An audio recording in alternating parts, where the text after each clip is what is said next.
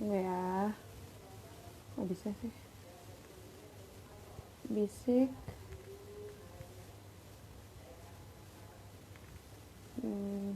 bisik BK, volume 11. Tung, tung, tung, tung. Pin, comment, kirim dulu. Oke, kita tunggu 1 menit lagi lah ya. Sebentar. Du, du. Du, du, du.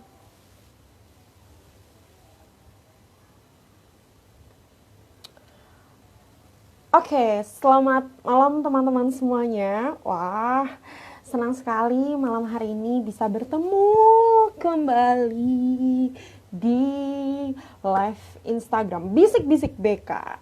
Volume coba tebak berapa? Ke-11. Nggak kerasa ya, dari volume 1 sampai hari ini udah nyampe 11 Bisik-Bisik BK aja gitu ya kan.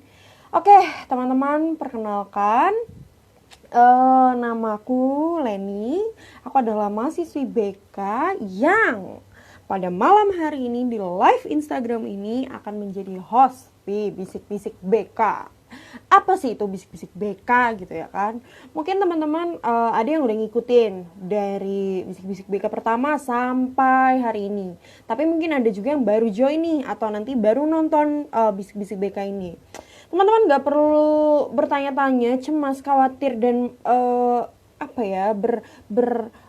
bertanya-tanya. Ini apa sebenarnya? Oke, jadi bisik-bisik BK ini adalah sebenarnya singkatan dari bincang-bincang asik, bimbingan dan konseling gitu. Nah, apa mau ngapain gitu kan? Sebenarnya simple teman-teman. Kita akan mendengarkan sharing, mau diskusi juga tentang dunia bimbingan dan konseling Unika Atmajaya tentunya. Nah, setiap bisik-bisik BK itu pasti selalu ada bintang tamunya. Karena pastinya bosen lah ya kalau misalnya dari pertama sampai ke 11 ini yang dilihat hanya mukaku doang. Maka dari itu di inilah akan ada bintang tamu gitu supaya pembicaranya juga lebih seru gitu. Nah, untuk tanpa berlama-lama gitu ya, untuk tanpa berlama-lama tuh maksudnya apa? Ya pokoknya supaya kita nggak berlama-lama nih, langsung aja kita panggilkan bintang tamu kita pada malam hari ini. Penasaran siapa? Oke, nama bintang tamu kita pada hari ini adalah Elizabeth Winata. Tadam! Pada penasaran kan? Mendingan langsung aja ya kita ajak Lisa supaya nanti kenalannya lebih ini gitu loh. Nah, kita tunggu Lisa join. Oke. Halo. Hai. Halo Lisa. Halo. Udah lama nggak ketemu ya, Lis? Iya, di rumah aja nih belajarnya nggak ketemu deh. Makanya, tapi nggak apa-apa lah ya kan. Walaupun kita nggak bisa ketemu secara fisik, tapi masih bersyukur sekali bisa ketemu walaupun secara virtual gini ya, Lisa. Betul, Oke. setuju. Lisa, tadi sempat aku nih udah sapa teman-teman ya kan. Mm-mm. Juga udah menyebutkan bintang tamu hari ini adalah Elizabeth Winata. Gitu. Tapi Ya, Lisa, betul. bisa Mm-mm. jadi teman-teman yang mendengarkan itu belum kenal nih sama Lisa. Lisa itu Ya, ya. siapa? Gitu kan. Jadi mungkin Soalnya boleh lebih Lisa. terkenal kali ini ya. Aduh, nggak begitulah kamu nih. Nah, jadi mungkin boleh Lisa memperkenalkan diri gitu, nama, terus asalnya, terus habis itu mahasiswi prodi apa, angkatan berapa, kayak gitu, atau sibuk apa Iya, saat ini gitu. Monggo Lisa. siap. Oke, selamat malam kali ini dan teman-teman semua. Perkenalkan, nama saya Elizabeth Winata. Ada Marianya sih, tadi kali ini ketinggalan di Oh depannya. iya, betul betul betul. Nah, seperti judulnya, ini kan bisik-bisik BK. Otomatis aku adalah anak atau mahasiswa BK ya, pastinya. Aku mahasiswa di BK Atmajaya. Sekarang sedang menempuh semester 7, baru mau masuk sih, tapi sudah mulai beberapa proses. Dan selain aku aktif di kampus, aku juga aktif di beberapa organisasi disabilitas seperti di Lembaga Daya Dharma Keuskupan Agung Jakarta dan juga ada di komunitas Perkumpulan Tunanetra Kristiani Indonesia seperti itu kali ini. Oke, wah terima kasih Alisa untuk perkenalannya. Nah ini teman-teman yang mendengarkan, jadi Lisa ini adalah seorang mahasiswi BK Atmajaya angkatan 2017. Teman-teman udah bisa mulai apa ya mengenal lah ya, kayak oh ternyata Lisa tuh selain aktivitasnya selain kuliah, itu Lisa juga aktif di beberapa organisasi gitu. Dan teman-teman, kalau aku boleh sharing, Lisa ini suaranya bagus sekali. Lisa ini suka cover-cover aku. Jadi coba aja teman-teman cek karya-karya Lisa tuh banyak gitu ya. Oke, nah Lisa, sebelum kita lanjut nih ngobrol-ngobrolnya, Mm-mm. mungkin aku mau Mm-mm. jelasin dulu kali ya, gitu kan, sekaligus ke teman-teman. Ya. Di sini nanti selama 40 sampai 50 menit ke depan kita akan ngobrol sharing santai aja gitu sih gitu kan tentang Ya. BK Atmajaya gitu. Nah, kalau misalnya teman-teman ada yang mau ditanyakan atau ada yang mau sharing juga itu boleh banget langsung di komen atau misalnya nanti setelah Instagram setelah bisik BK ini selesai kan nanti ada rekamannya. Nah itu bisa juga tuh di komen di postingan itu atau DM juga boleh, ke aku boleh, ke Lisa boleh, pokoknya semuanya lah Betul. gitu ya. Oke, Lisa, kita mulai ya Lis. Oh udah lama banget nih Siap. ngobrol sama Lisa ya kan. Ya, Lisa, ya. Lis, untuk memulai gitu ya, untuk memulai perbincangan kita tentang bimbingan dan konseling. Boleh nggak Lisa kamu sharing apa sih Lis? Gimana sih awalnya pas kamu itu mau daftar jadi mahasiswa gitu ya, mau daftar kuliah gitu. Apa yang membuat Mm-mm. kamu mempertimbangkan Prodi BK Atmajaya itu sebagai pilihanmu untuk tempat kuliah? Ya. Oke.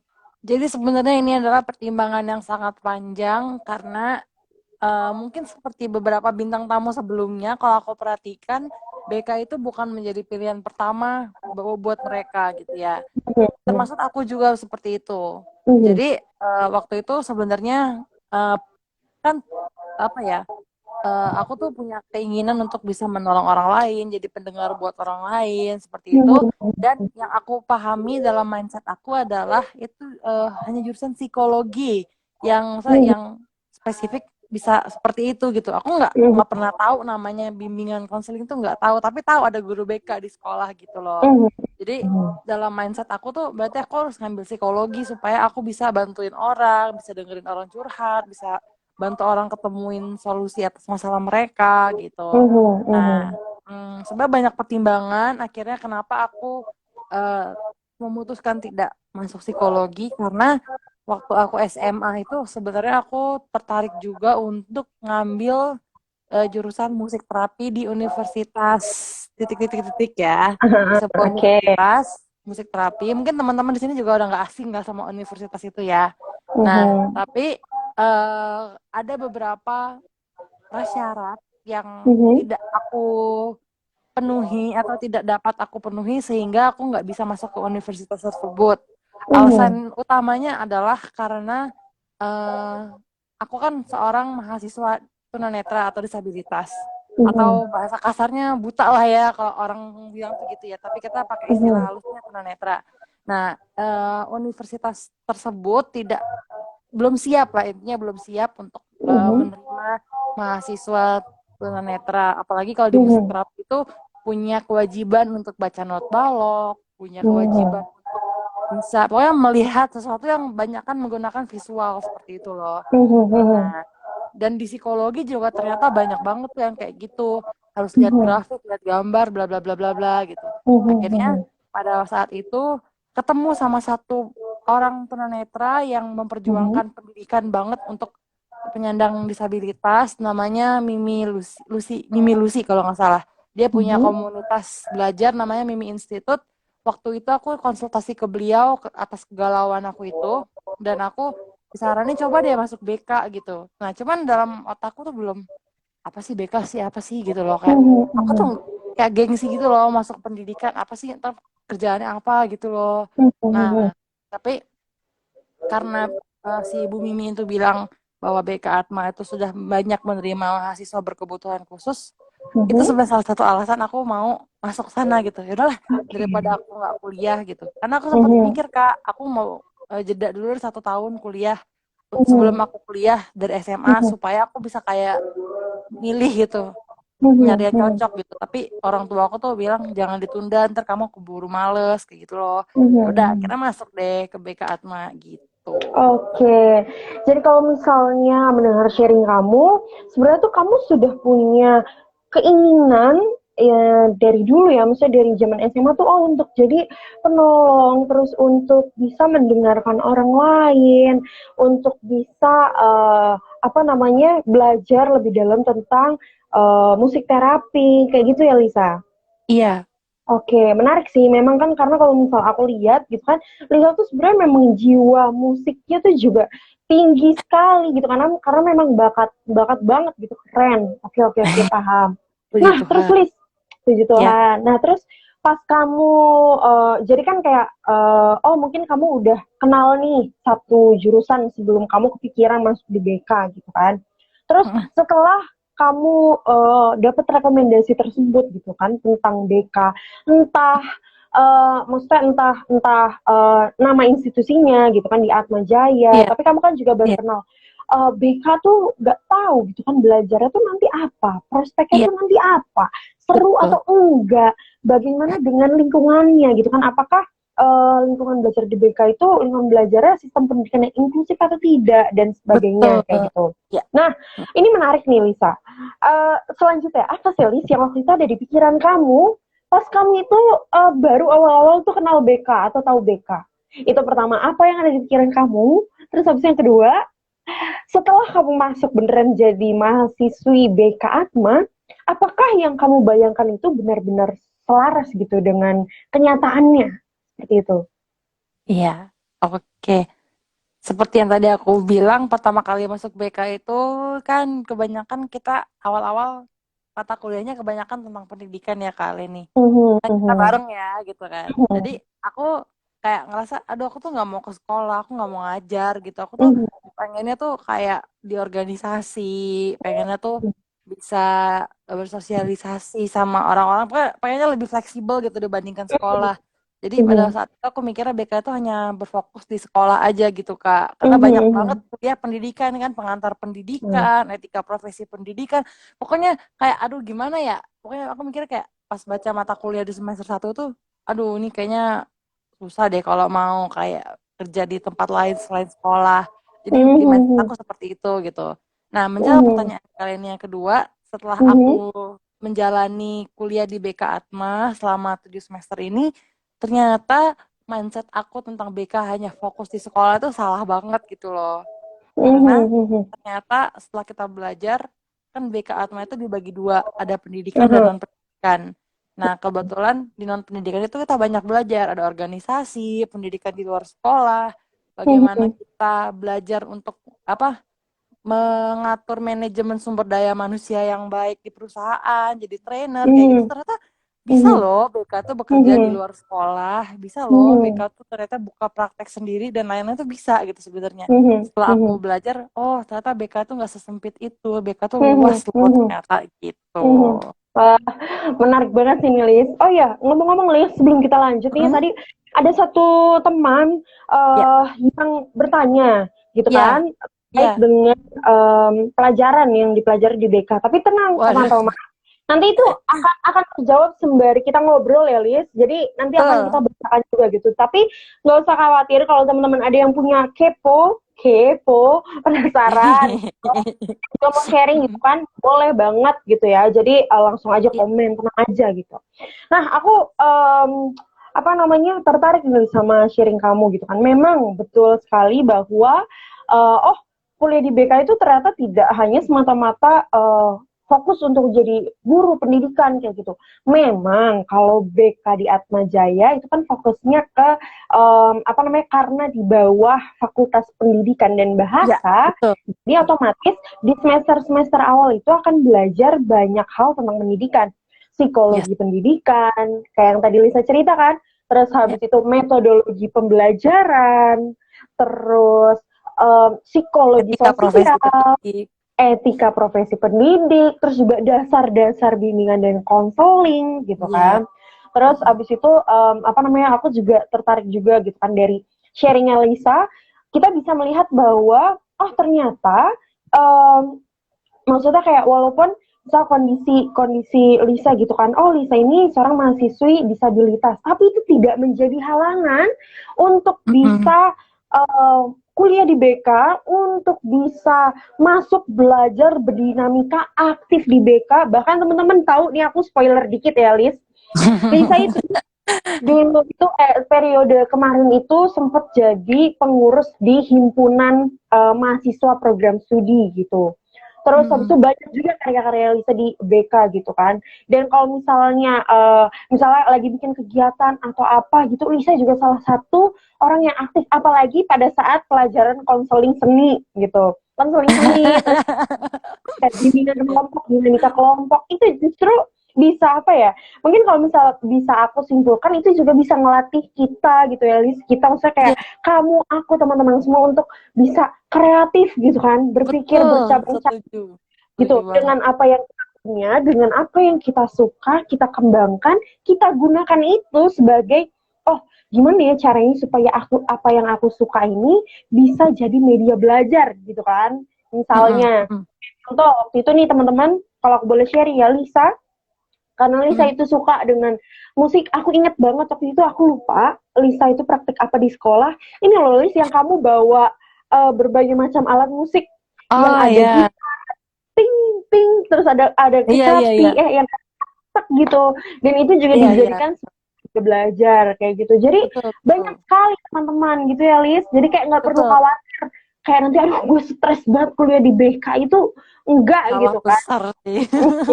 Seru Benar, banget guys, seru benar. banget. Oke, jadi setelah setelah kamu masuk di BK, ternyata kamu sadar bahwa oh ternyata BK tuh luas gitu ya, Lis. Nggak hanya dari yang pendidikan aja, tapi juga ada yang non pendidikan gitu kan. Mm-mm. Seperti Mm-mm. tadi kalau ternyata memang di BK itu ada peminatan teman-teman gitu di pendidikan dan non pendidikan, dan Lisa ini salah satu teman mahasiswa yang mengambil peminatan non pendidikan ya Lis. Ya, Nah, betul. non pendidikan karena memang concernnya Lisa itu ke dunia sosial, ke komunitas, ke organisasi, kayak Ya. gitu-gitu. Dan itu Mm-mm. akan banyak teman-teman belajarnya dan kayak kamu tuh belajar berdasarkan situasi yang ada saat ini, gitu ya, Lis ya. Kayak ada kasus Betul. apa? Ayo kita pelajari, kita analisis Ya, berdasarkan materi yang dipelajari di BK, yes, seperti betul, itu. betul banget. Oke, ini menarik sih, Lis, menarik, menarik ya. Terus oke, ini mumpung mumpung kita lagi ngomongin soal mata pelajaran atau Mau mata kuliah kuliah, ya. hmm, Iya, tadi pertanyaan dari seorang teman ya. namanya Dipsoy. Kak, jurusan Oke. jurusan BK belajarnya matematika enggak? Oh, Wah, Kak, jurusan BK belajar matematika enggak? Terus kalau belajar susah atau enggak? Nah, oke, iya iya. monggo. Mungkin dari sharingnya Lisa nih. Oke, belajar matematika atau enggak? Sebenarnya kita di setiap jurusan apapun pasti nggak akan lepas dari angka. Aku percaya banget. Mau semua jurusan tuh pasti ada berhubungan sama angka. Tentu aja di BK ada, tapi bukan matematika yang artinya kita belajar aljabar atau belajar yang apa sih, aku tuh nggak jago matematika sih. Pokoknya yang bentuk bangun ruang apa pokoknya yang Mhm, ngitung-ngitung ribet itu enggak sih gitu. Tapi kita mhm, belajar mhm. untuk belajarnya itu lebih ke belajar tentang statistik. Untuk apa? Untuk mengelola data-data. Karena kan BK berhubungan sama data-data, asesmen, apa namanya, ngeliatin daftar-daftar masalahnya siswa, terus mau lihat gambaran siswanya susah kemandiriannya seperti apa, itu butuh banget angka berupa presentasi seperti itu. Dan itu juga Mhm. angka-angka itu juga dibutuhkan untuk kita bisa ngolah data yang tadi aku Mhm. bilang sih kaitan gitu. Misalnya kita habis Mhm. nyebar Google Form, otomatisnya kita kan akan berhubungan sama angka-angka gitu kan. Jadi Mhm. sebenarnya ada matematika tapi tidak seribet waktu sekolah gitu. Matematika Mhm. dasar Mhm. aja sih. Dan juga enaknya kan kalau kita udah kuliah, kita kan nggak diwajibkan untuk menghitung manual. Kita bisa Mhm. hitung pakai program, pakai Excel atau Mhm. pakai kalkulator tuh nggak masalah gitu. Jadi sebenarnya nggak jadi satu keharusan untuk menguasai matematika. Yang penting mau belajar aja sih gitu. Jadi ada Betul. matematika tapi sedikit sedikit tapi itu Betul. juga matematika dasar gitu. Betul. Dan kalau misalnya di konteks kuliah sekarang ini mungkin matematika yang dimaksud itu seperti statistik ya, Lis ya. Karena kan Iya, kalau statistik. misalnya Iya, statistik itu teman-teman, statis statistik itu semua semua jurusan tuh pasti akan ada gitu. dapat Karena betul. karena memang itu akan digunakan nantinya ketika teman-teman skripsi gitu. Karena kan kalau misalnya Betul. skripsi teman-teman butuh untuk hitung data, butuh Yes. untuk macam-macam lah. Jadi dan tapi nggak perlu khawatir gitu. Persis seperti yang Lisa bilang, itu nanti semua sudah ada softwarenya. Cuman memang kita juga perlu mengetahui dan mempelajari bagaimana proses menghitungnya gitu. Jadi kalau misalnya Betul. ada yang salah, ya kita tahu salahnya di mana gitu kan. Betul. Benar-benar.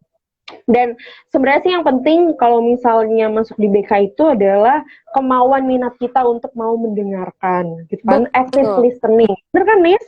Dan kita mau Betul. bertumbuh gitu loh. Misalnya kita Betul. harus siap untuk apa ya? Pertama, membenahi diri sendiri. Kedua, kamu udah siap belum? Masa hatimu tuh udah siap belum sih untuk bisa jadi pendengar atau jadi helper buat orang lain? Betul. Jadi aku setuju sih, Les. Jadi kayak kalau misalnya memang passion kamu, passion kita itu adalah orang-orang yang senang berdinamika dengan orang lain, senang melihat orang lain berproses, senang Mm-mm. melihat senang melihat apa ya? Senang melihat karakteristik orang, mempelajari, terus senang melihat kegiatan-kegiatan sosial, ikut kegiatan-kegiatan sosial.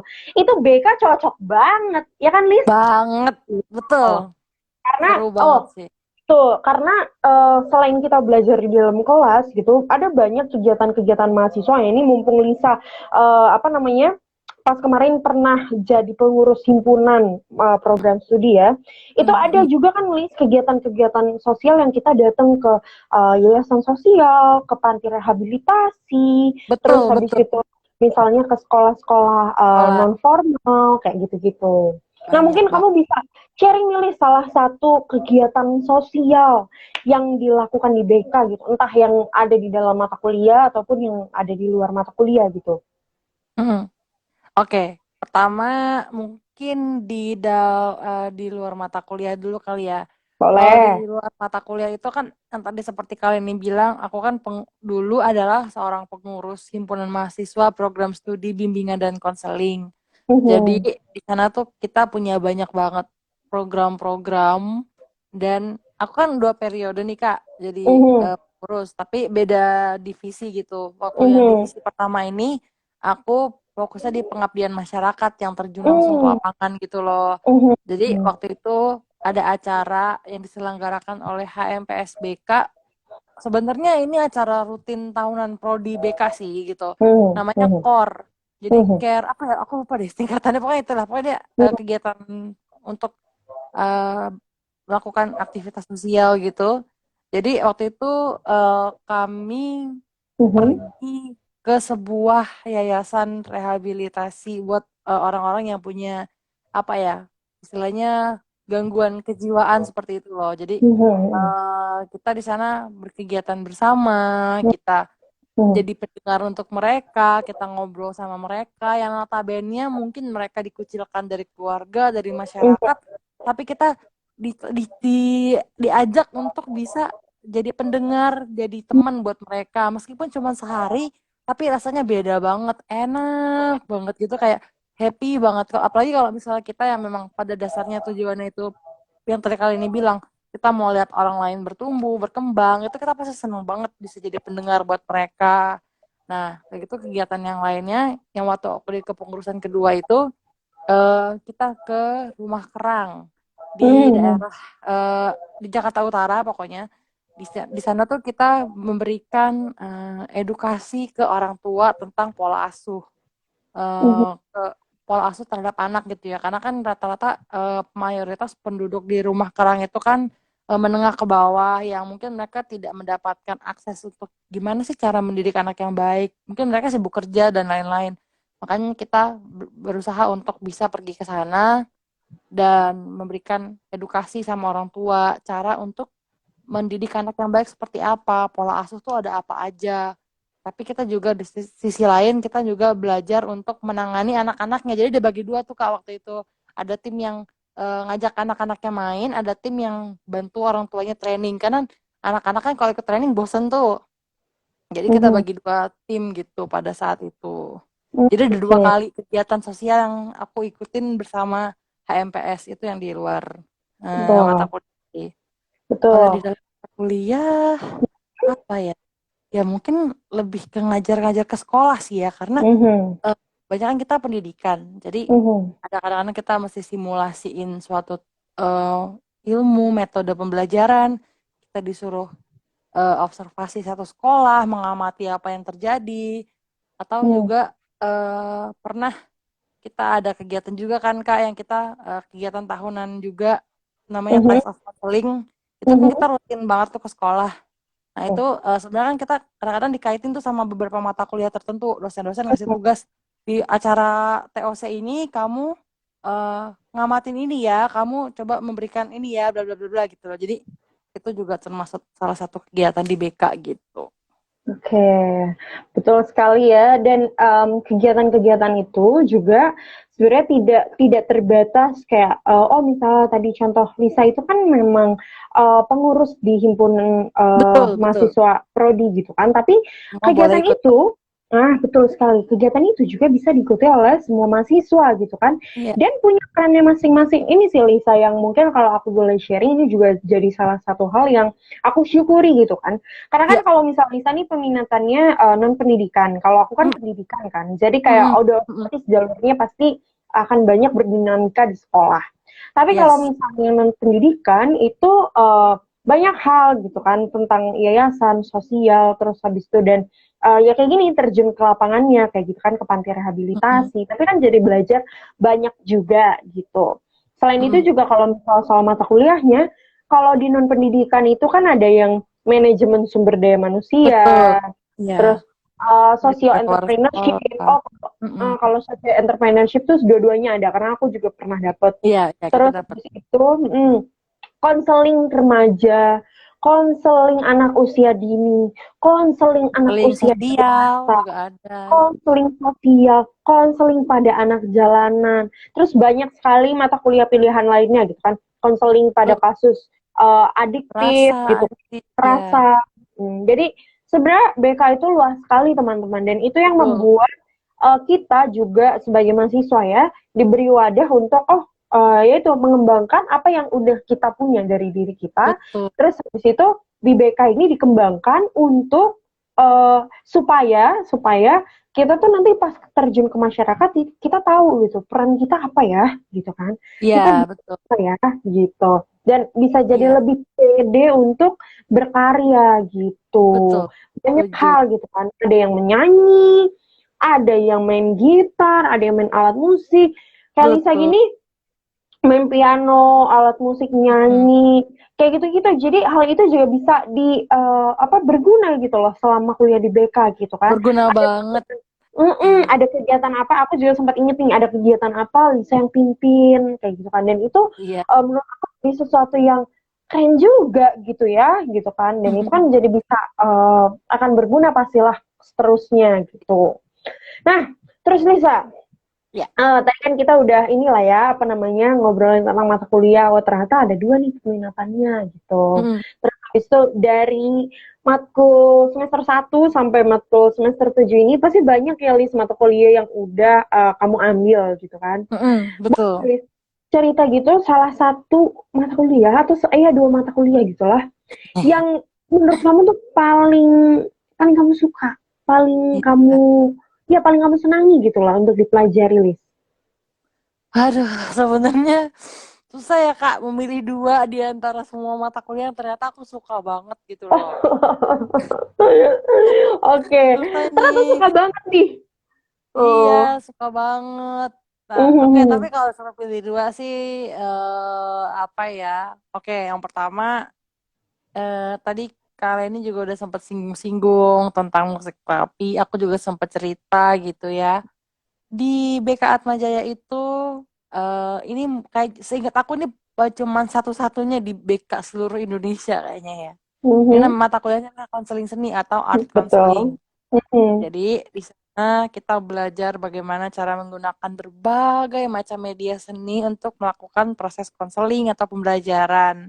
Nah, Mhm. kenapa aku suka? Ya karena ada musik terapi tadi itu loh. Jadi Mhm. aku di sana meskipun memang kita belajarnya nggak terlalu spesifik ya, tapi menurut aku untuk ranah konseling dan ranah pendidikan itu sudah sangat cukup untuk kita jadi bekal kita memberikan layanan konseling sama konseling kita atau sama siswa yang kita dampingi nantinya. Dan Mhm. gitu juga ternyata aku jadi ngerasa kayak, aduh, seni itu memang bener-bener membuat orang tuh jadi happy ya, bisa menyembuhkan orang, bisa memotivasi orang. Dan aku jadi ngerti gitu, ternyata yang tadinya pikiranku cuman musik, ternyata aku jadi lebih suka, lebih terbuka lagi. Ternyata media tulis menulis juga bisa loh untuk sesi konseling. Karena aku juga suka nulis kan, Kak.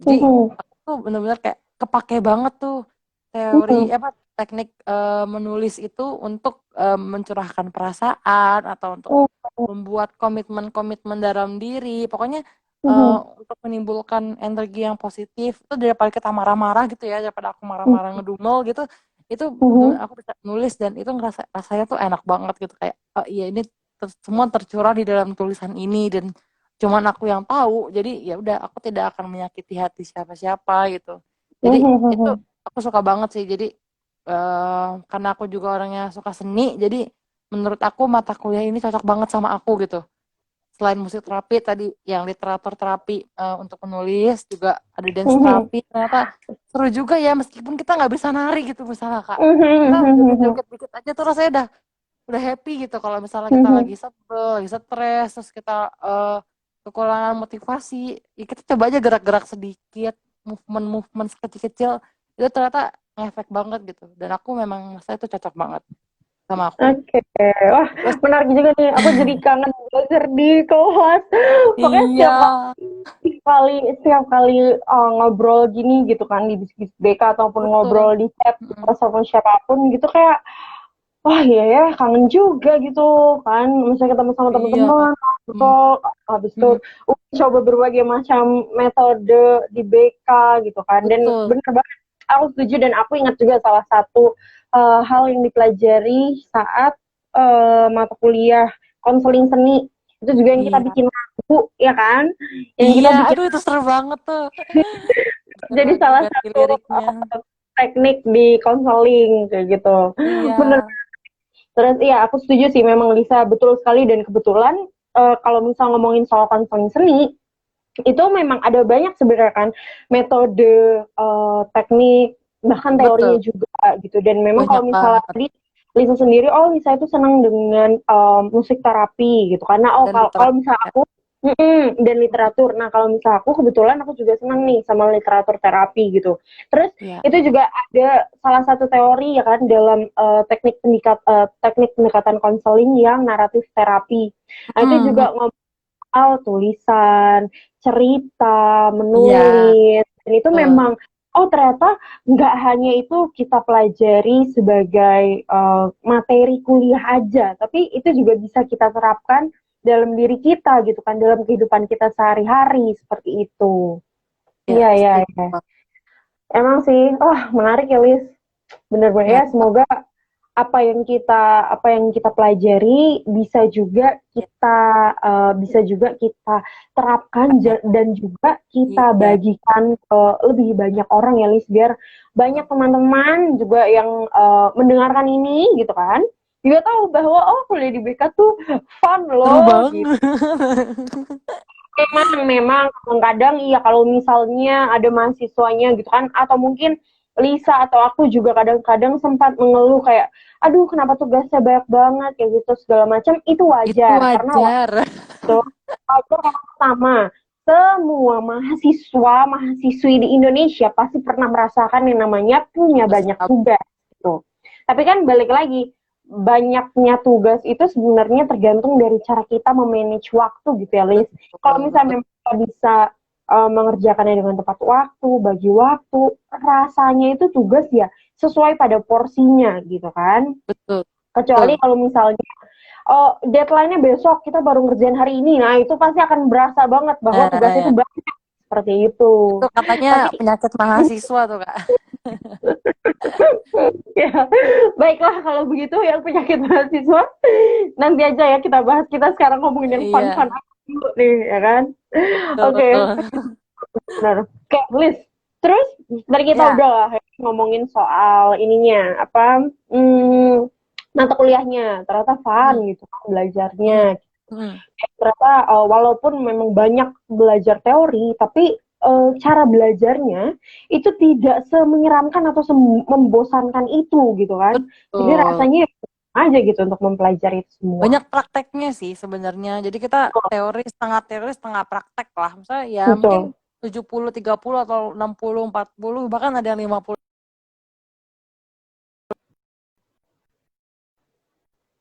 Setidaknya at least kita belajar untuk menerapkan gitu loh. Di situ kan dosen masih bisa menilai kalau kita salah. Aku inget banget tuh salah satu kata dosen kita, nggak Mhm, apa-apa kamu salah saat kamu lagi di kelas dibandingkan saat kamu terjun ke lapangan kamu salah. Mendingan kita mhm. koreksi sekarang bareng-bareng gitu loh, dibandingkan nanti kamu udah terjun kamu salah lebih fatal gitu. Betul, Seru betul, banget sih. betul. Betul. Aku paling Dan suka praktek sih emang. iya, betul. Dan memang maksudnya kayak mungkin nih teman-teman bingung kan, hah, kalau banyak prakteknya berarti lebih banyak jam belajarnya dong? Enggak, teman-teman. Tenang Gak. aja. Praktek yang dimaksud tuh sebenarnya banyak metode belajarnya gitu di dalam Iya, kelas gitu kan. Entah nanti tiba-tiba Bapak Ibu dosennya memperagakan sesuatu terlebih dahulu iya, atau kita atau yang simulasi. simulasi menerapkan terlebih dahulu, dan itu sebenarnya Liz kalau aku boleh sharing juga itu salah Hmm? satu yang bikin aku tuh kayak kalau misal belajar aku nggak pernah textbooks gitu, jadi kayak Iya, aku betul. ngeliat gitu kayak oh waktu kemarin Bu Lisa tuh sempat mempraktikkan ini gitu, Iya, iya, atau setuju. oh waktu itu aku tuh waktu itu aku ingat Bu Hini tuh sempat cerita tentang ini gitu, atau oh waktu itu Betul. aku ingat Pak Raksel sempat nunjukin karyanya tentang ini gitu, jadi Iya, iya, iya. keren juga nih gitu kan, jadi itu sih Betul. yang bikin aku kayak wow keren gitu. Oke. Dan memang dosen-dosennya kreatif banget ya, Kak ya. Jadi Hmm, menyediakan apa sih teknik-teknik atau metode belajar yang menyenangkan gitu. betul. Jadi memang ya itulah ya hal-hal yang bisa disyukuri Bersyukur. gitu belajar di BK Atma. Ya. Terus Lias, oke, kita lanjut ya, kita lanjut. Yes, Sembari teman-teman kalau misalnya ada yang mau tanya atau ya mau loh.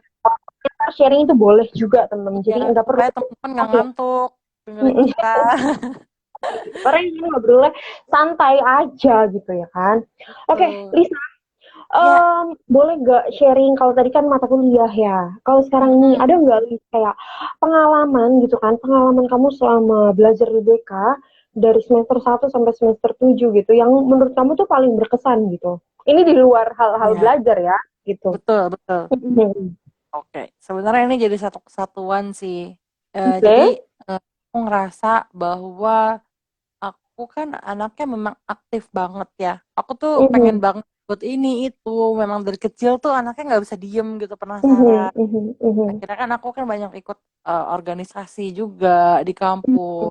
It- Mhm. HMPS sih paling intens ya.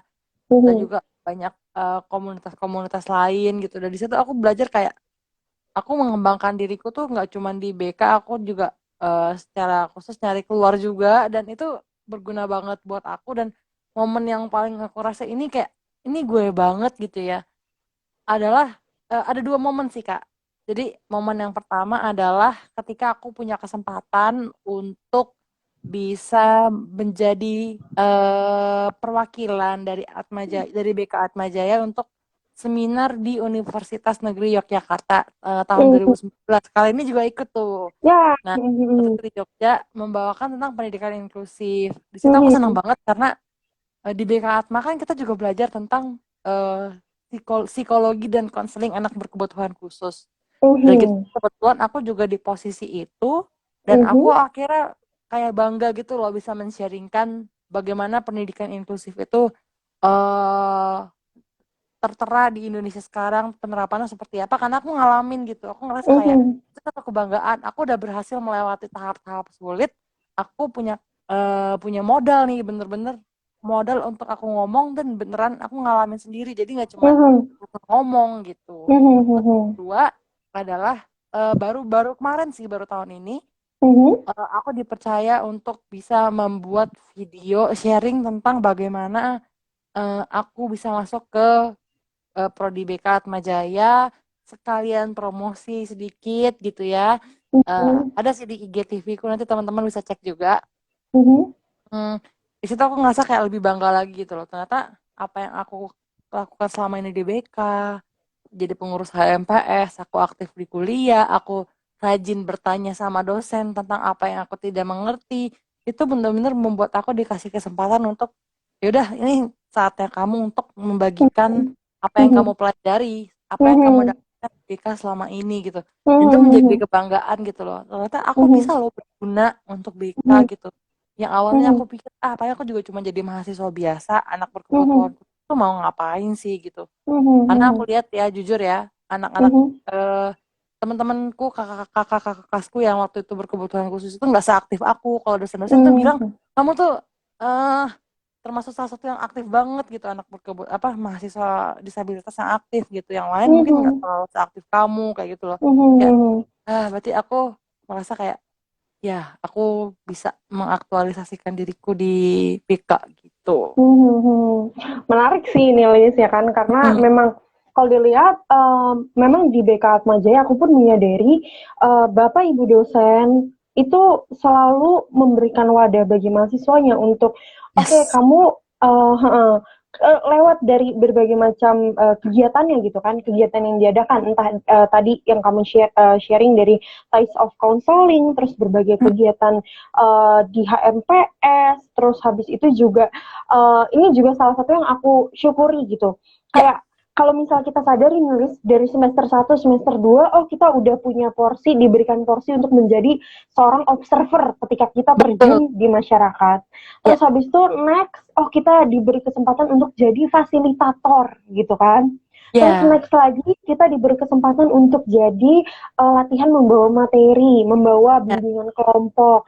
Dan yes. itu jadi kayak oh ternyata apa namanya aku mau berkontribusi aku juga punya dibimbing juga didampingi juga terus habis itu diberitahu juga oh ini seperti ini seperti ini seperti ini Mm-mm. kayak gitu kan dan plusnya lagi adalah yang kayak tadi Lisa cerita gitu kan itu nggak Mm-mm. hanya di lingkungan Atma doang gitu maksudnya di lingkungan kampus prodi kita tapi Betul. juga para bapak ibu dosen misal lingkungan teman-temannya juga sangat mendukung ketika kita bisa berkarya, mau terjun atau terlibat di Iya, luar dari apa hanya di luar nggak hanya di dalam lingkup prodi aja gitu kan kayak tadi pas iya. kamu oh sampai Lisa waktu itu aku ingat juga tuh ya kan yang membawa Mm, materi di UNY gitu tentang pendidikan inklusif dan itu juga keren iya. banget gitu kan oh bener-bener bener Dan tahu terima nggak sih kasih Kak Tuhan. nih, Kenapa?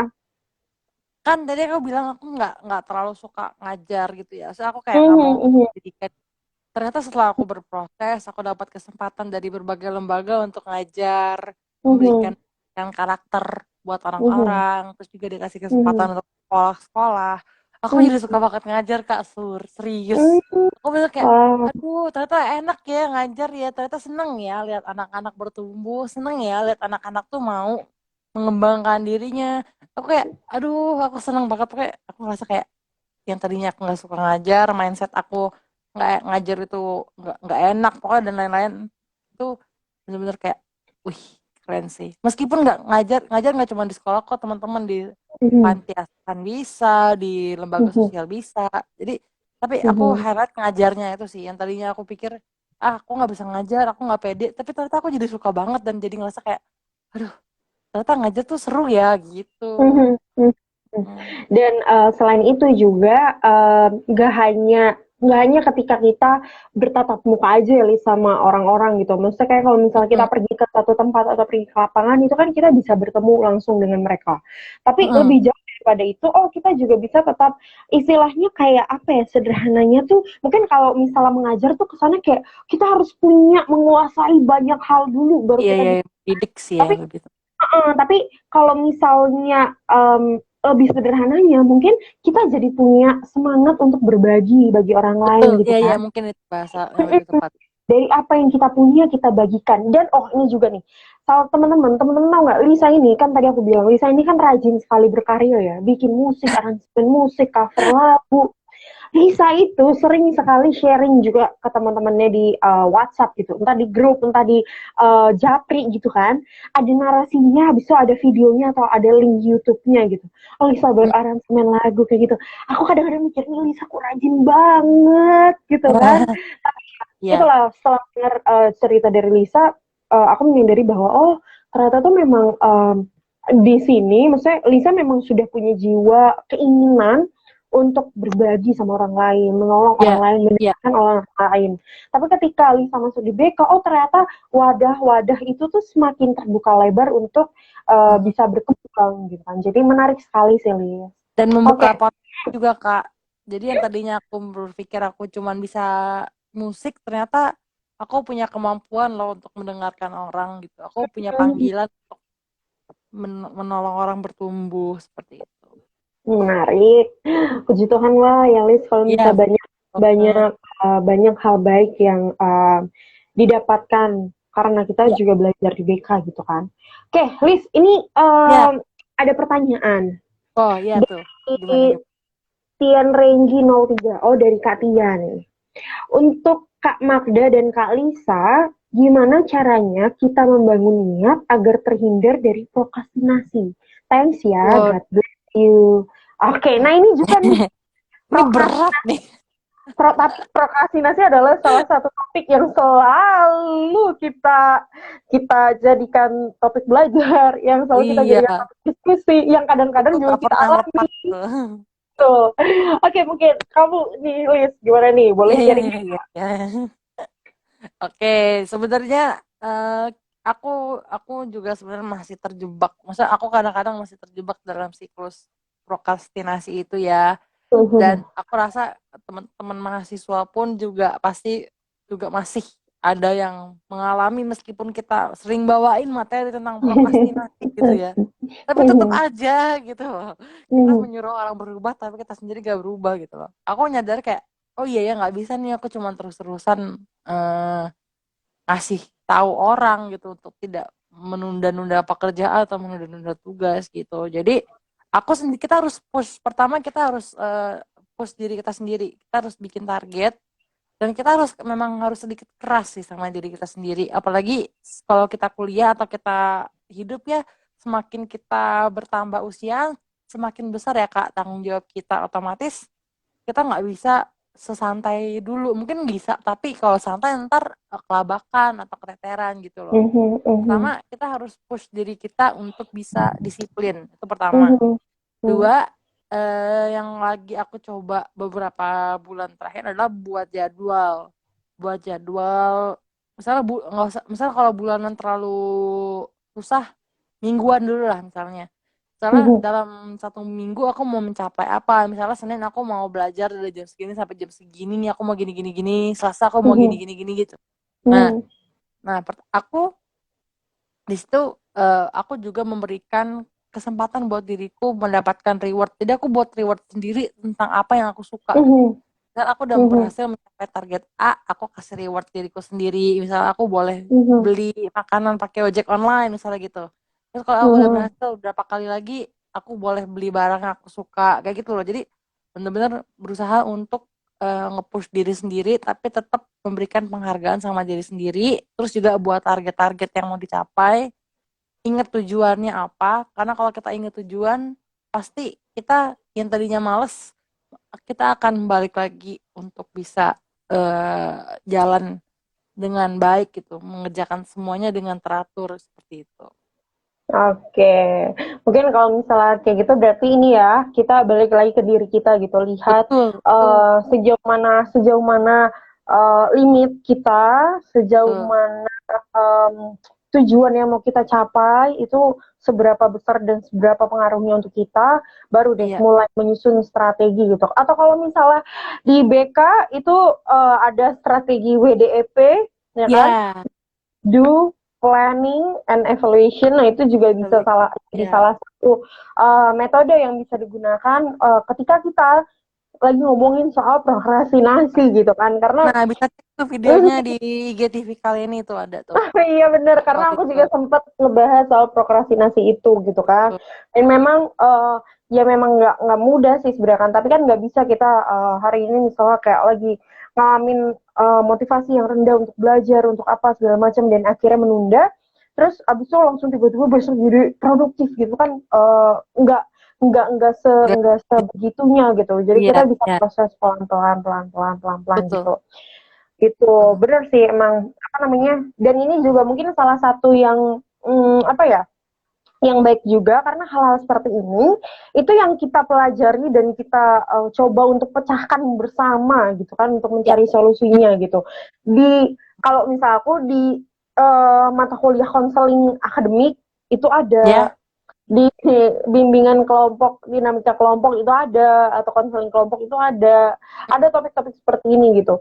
Jadi akhirnya lewat diskusi, lewat menerapkan dan lewat pengalaman juga bisa berpengaruh gitu kan. Kalau Betul, kalau betul. misalnya kalau misalnya ngomongin soal prokrastinasi, yang baru-baru ini aku suka lakukan untuk Mhm, menghindari atau meminimalisir itu, mhm. pokoknya setiap hari aku selalu usahakan untuk mengerjakan satu aja hal yang menurut aku tuh diprioritaskan untuk hari itu.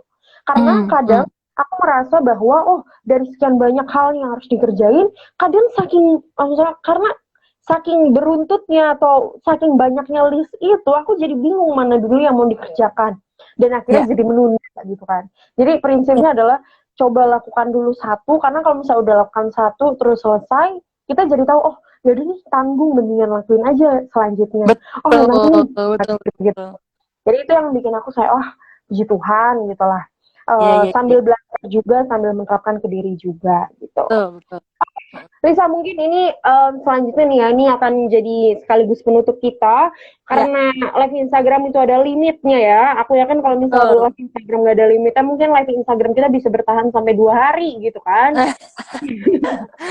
Iya, iya, iya, iya, iya. Nah, please boleh gak sampein gitu? Oh ini ada nih, apa nih? Oke, makasih banyak Kak Magda dan Kalisa untuk sharingnya. Semoga terus menginspirasi. God bless. Amin. Terima kasih Terima kembali Kak untuk kasih. pertanyaannya gitu. Nah, Liz, mungkin untuk penutup nih, ya Ya. kan? Boleh Hmm. nggak kamu sampaikan beberapa pesan gitu ya untuk teman-teman SMA yang mungkin lagi galau-galau gundah merana, Ya. mau masuk BK tapi masih ragu-ragu gitu? Mm-mm. Oh, oke. eh Sebenarnya kan kalau dibilang ragu-ragu itu pasti eh semua orang berpikir BK itu apa sih, cuma di sekolah gitu. Jadi menurut aku eh kita jangan lihat ke sana dulu deh. Kita lihat dari dalam diri kita sendiri, punya panggilan gak sih untuk menolong orang lain? Punya panggilan gak sih untuk berbagi sama orang lain? Punya panggilan gak sih untuk mendengarkan orang lain? Punya panggilan gak sih untuk melihat orang lain bertumbuh ke arah yang lebih baik? Terus kalian jangan mendengarkan apa yang orang lain katakan, apalagi kalau temen dong. Aduh ngapain sih? Kamu nanti kerja apa? Bla bla bla bla bla. Tapi kalau kamu udah suka, menurut aku suka dalam diri kita tuh lebih penting dibandingkan omongan orang lain gitu loh. Jadi kalau kamu masih ragu masuk ke BK, kamu harus tanya dulu sama diri kamu sendiri. Kamu mau ngapain masuk BK? Kamu udah siap belum? Bla bla bla bla bla. Karena kalau kamu dengerin orang lain nanti kamu stres masuk jurusan yang tidak kamu sukai. Tapi kalau kamu udah mulai tertarik sama BK, cari tahu dulu, belajar dulu, pelajari sedikit atau bertanya sama kalian ini, sama aku atau sama bintang tamu yang sudah pernah live di sini gitu loh. Jadi Hmm.